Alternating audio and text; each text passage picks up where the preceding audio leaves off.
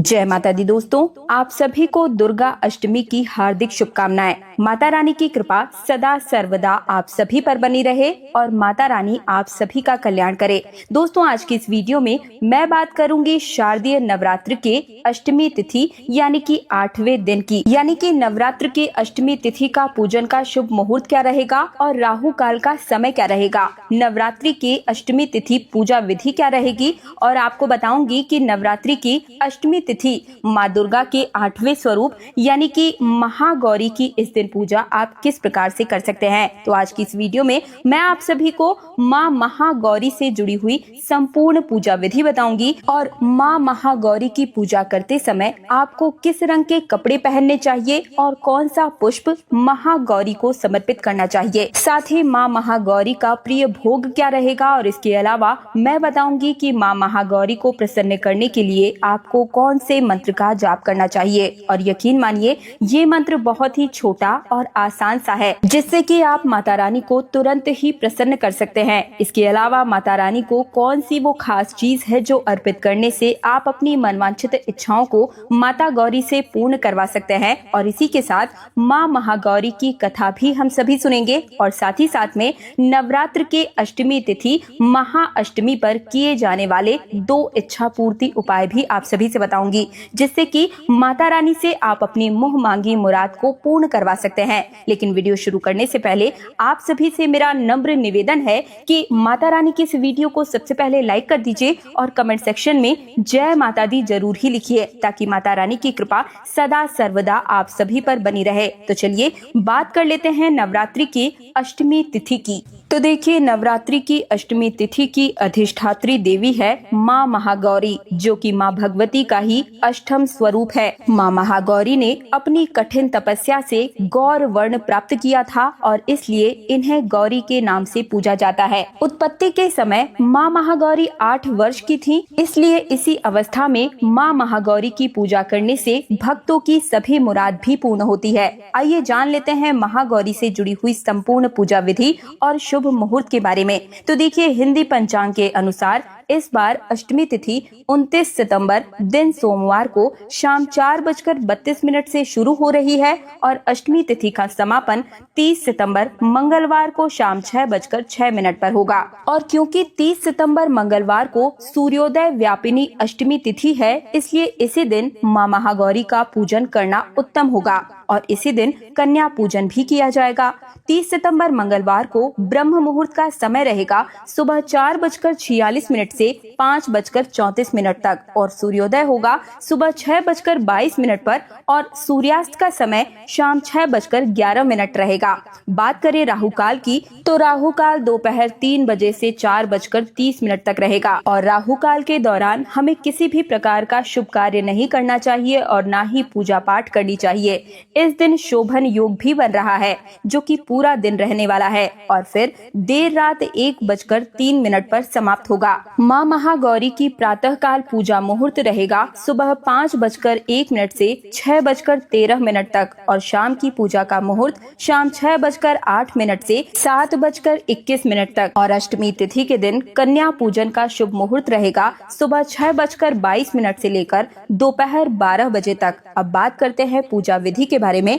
तो आज अष्टमी तिथि के दिन बहुत से घरों में कन्या पूजन भी होता है और बहुत से घरों में माँ महागौरी का पूजन करने के बाद, कन्या पूजन करने के बाद अपना उपवास भी खोल लेते हैं। तो वैसे तो आप ऐसा भी कर सकते हैं, लेकिन जहाँ तक हो सके नवरात्रि में पूरे 9 देवियों की पूजा करने के बाद ही आपको अपना व्रत खोलना चाहिए। वैसे तो कन्या पूजन आप अष्टमी के दिन कर सकते हैं, लेकिन नवरात्रि में 9वीं तिथि में माँ सिद्धिदात्री की पूजा करने के बाद ही आपको अन्न ग्रहण करना चाहिए। अष्टमी तिथि के दिन सुबह जल्दी उठकर स्नान आदि से निवृत्त होकर लाल या गुलाबी वस्त्र धारण करें और साथ ही में पूजा की तैयारी करें। सूर्य देवता को जल अर्पित करें और इसके बाद माँ महागौरी का ध्यान करके धूप दीप जलाकर आप माँ की पूजा करें। माँ को श्रृंगार की सामग्री अर्पित करें और क्योंकि अगर आपके घर पर अष्टमी के दिन कन्या पूजन होता है तो कन्याओं के लिए जो भोग आप बनाएंगे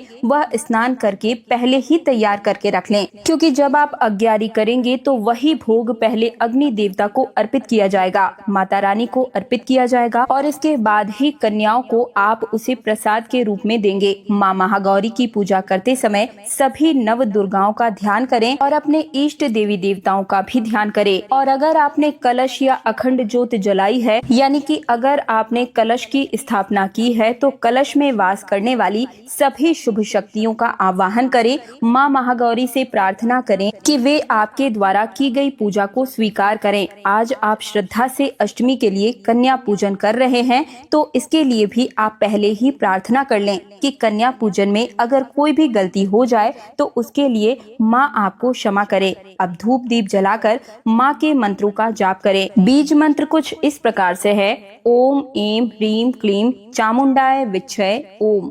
दूसरा महागौरी मंत्र है ओम देवी महागौरवे नमः। बात कर लेते हैं महागौरी के प्रिय भोग की, तो माता रानी को इस दिन नारियल, सफेद मिठाई या खीर, रसगुल्ला, मिश्री, दूध से बनी मिठाइयाँ चढ़ाना सबसे उत्तम रहेगा। साथ ही गन्ने का रस और हलवे का भोग लगाना भी उत्तम रहेगा। भोग में सफेद वस्तुओं की विशेष महत्ता होती है। माँ महागौरी का प्रिय रंग है सफेद रंग। पूजा में सफेद वस्त्र, सफेद फूल और सफेद चंदन का प्रयोग उत्तम माना जाता है। और अब सुन लेते हैं माँ महागौरी की कथा। एक बार भगवान शंकर ने माँ पार्वती से कहा कि यदि उन्हें प्राप्त करना चाहती हैं तो कठोर तप करे। माँ पार्वती ने हिमालय की गुफाओं में 3000 वर्षों तक घोर तपस्या की। इस तपस्या कारणवश उनका शरीर काला और कमजोर हो गया। उनकी तपस्या से प्रसन्न होकर भगवान शंकर ने उन्हें स्वीकार किया और गंगा जी ने उनके शरीर को पवित्र जल में स्नान कराया, जिससे कि उनका वर्ण अत्यंत ही गौर यानी कि उज्जवल हो गया। तभी से उन्हें महागौरी कहा जाने लगा। महागौरी की उपासना से साधक का जीवन शुद्ध, शांत और सुखमय हो जाता है। नवरात्रि के 8वें दिन माँ दुर्गा के महागौरी स्वरूप की पूजा करने से सौम्यता, शांति, दया और पवित्रता का प्रतीक माना जाता है। माँ महागौरी अपनी ऊपरी दाहिनी भुजा में त्रिशूल धारण किए हुए हैं और वहीं निचली दाहिनी भुजा में अभय मुद्रा यानी कि भय दूर करने का आशीर्वाद देती हैं। ऊपरी बाईं भुजा में वे डमरू धारण करती हैं और निचली बाईं भुजा में वर मुद्रा यानी कि वरदान देने का आशीर्वाद प्रदान करती हैं। यानी कि इस प्रकार से महागौरी एक ओर शस्त्र से रक्षा करती हैं और वहीं दूसरी ओर अपने भक्तों को निर्भयता और वरदान प्रदान करती हैं। और चलिए अब जान लेते हैं माँ महागौरी यानी कि महाअष्टमी के दिन किए जाने वाले 2 महा उपायों के बारे में। तो यदि किसी के विवाह में बाधाएं आ रही है, उनका निवारण चाहते हैं, तो अष्टमी तिथि पर माँ महागौरी को सफेद पुष्प और चांदी का छोटा सा सिक्का चढ़ाएं और पूजा के बाद वह सिक्का अपने पर्स या तिजोरी में रखें। इससे विवाह में आ रही रुकावटें दूर होती हैं और जल्दी ही शुभ विवाह के योग बनते हैं। बात करें दूसरे उपाय की,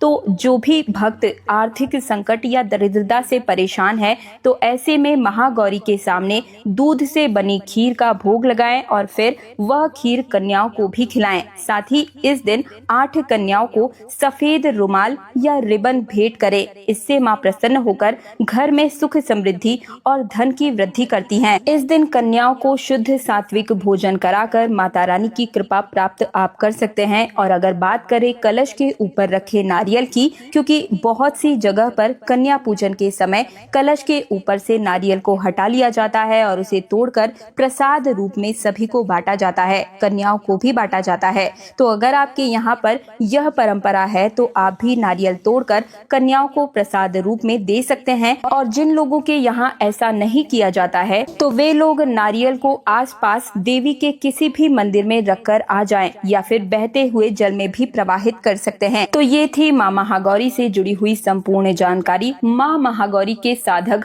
अपने जीवन में अनेक अद्भुत और दिव्य लाभ प्राप्त करते हैं, जैसे कि मन की शुद्धि और शांति, पापों का नाश, धन और वैभव की प्राप्ति, वैवाहिक सुख और सौंदर्य और तेज में वृद्धि होती है, अखंड सौभाग्य की प्राप्ति और संतान सुख के साथ ही मुक्ति का मार्ग भी प्रशस्त होता है। तो ये थी माँ महागौरी से जुड़ी हुई संपूर्ण जानकारी। अगर आपको माता रानी की ये वीडियो पसंद आई है तो वीडियो को लाइक करके कमेंट सेक्शन में जय माता दी जरूर ही लिखिए। साथ ही हमारे चैनल तीज त्योहार और धर्म को सब्सक्राइब कर दीजिए, क्योंकि इस चैनल पर हर रोज मैं आपके निजी जीवन से जुड़ी हर समस्या का समाधान और व्रत पर्व से जुड़ी हुई संपूर्ण जानकारी लेकर हर रोज आती हूँ। तो आज के लिए आज्ञा दीजिए। दीजिए। जय माता दी।